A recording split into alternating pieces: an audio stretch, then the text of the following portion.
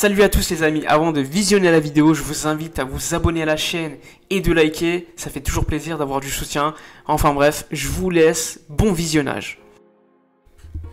Alors les amis, match capital, vous le saviez, match entre le FC Barcelone et Levante à l'extérieur. Donc au niveau des deux 11 des deux équipes, pas énormément de surprises côté Barça avec Ter Stegen au but. La défense à 3 aujourd'hui habituelle, même si, petite surprise, il y a Clément Lenglet et Piqué qui sont bien présents. Mais il y a Araujo comme troisième défenseur central qui a pris donc la place de Oscar Mingueza.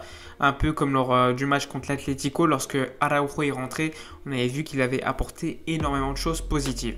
Ensuite, le milieu de terrain avec le retour de Busquets qui était sorti sur blessure contre l'Atlético, Pedri et Frenkie de Jong, donc un milieu de terrain qu'on connaît déjà assez bien depuis cette saison, qui est quand même très habituel. Les pistons, Jordi Alba à gauche, Ousmane Dembélé à droite, donc pas de Serginho Dest, pas d'Oscar Mingueza ou encore pas de Sergi Roberto. C'est Dembélé et sa capacité de dribble qui ont été préférés par rapport aux autres. Et devant, habituellement, Griezmann et Lionel Messi. Donc cette équipe de Levante, on le savait, lorsqu'elle voit le 11 du FC Barcelone, elle s'attendait à une possession énorme pour le Barça, à évidemment plus de passages sur les côtés. Quand tu vois Dembélé ou encore Jordi Alba titulaire, tu sais que normalement sur le papier, ton équipe est censée passer beaucoup plus sur les côtés, coller la ligne, trouver des espaces dans l'axe un peu plus facilement, et on l'avait vu lors du match contre l'Atlético ou encore d'autres matchs précédents.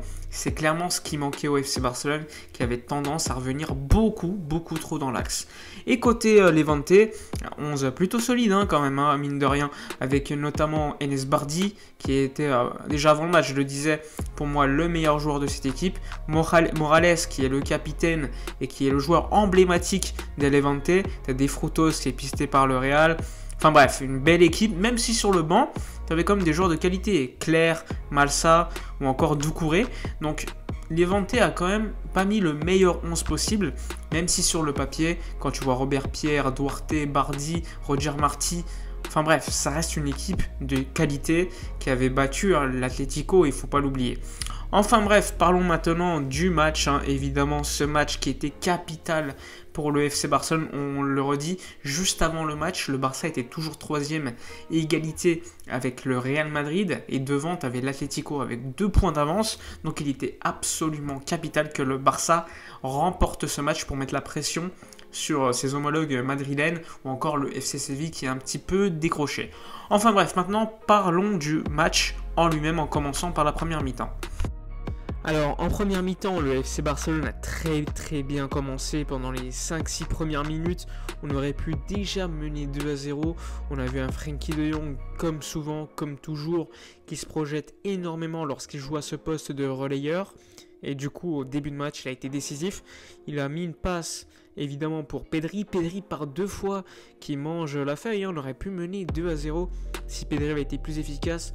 La première me paraît beaucoup plus facile. Il est dans la zone, il a juste à cadrer pour qu'elle rentre. La seconde, il aurait pu la mettre. Énormément de monde lui tire dessus à juste titre. Je pense qu'il aurait pu la mettre, mais elle n'est pas si facile que ça. Il y a un défenseur qui cache bien l'angle et il y a le gardien qui revient. Après, évidemment, normalement, il doit absolument la mettre. Donc, on est à 0-0. Et lors de la 15e minute jusqu'à la 30e minute, le Barça a complètement changé de rythme. On est revenu à un rythme, on marchait. On laissait même Levante avoir le ballon et on a eu énormément de chance. À un moment donné, il y a Ousmane Dembélé qui jouait piston droit ce soir, qui glisse et qui laisse littéralement le latéral gauche de Levante qui peut mettre une passe décisive pour Roger Marti, qui ne met pas la bonne passe qu'il faut. Et heureusement, à mon avis, c'est le tournant du match, puisque juste après, le Barça a su concrétiser et être efficace. Encore une fois, Lionel Messi, après un centre dévié de Jordi Alba, le but de Messi est très difficile à mettre. Et comme d'habitude, j'ai envie de dire, c'est lui qui nous sauve. C'est lui qui va chercher du pétrole, même s'il ne fait pas une grande première mi-temps. Loin de là, il perd beaucoup de ballons, même s'il aurait pu mettre une passe décisive pour Jordi Alba à un moment donné. Ça reste un joueur tellement clinique dans la surface maintenant, c'est assez impressionnant. Et juste après, pour le 2-0, c'est encore une fois Messi. Après 20 mètres avec le ballon qui lance Dembélé en pleine vitesse. Et Ousmane Dembélé fait le travail avec ce centre pour Pedri qui n'a plus qu'à marquer dans le but vide et donc ça fait 2-0 et là on peut commencer à prendre un peu de recul sur la première mi-temps, on est un peu tranquille, même si personnellement cette première mi-temps ne m'a pas plu.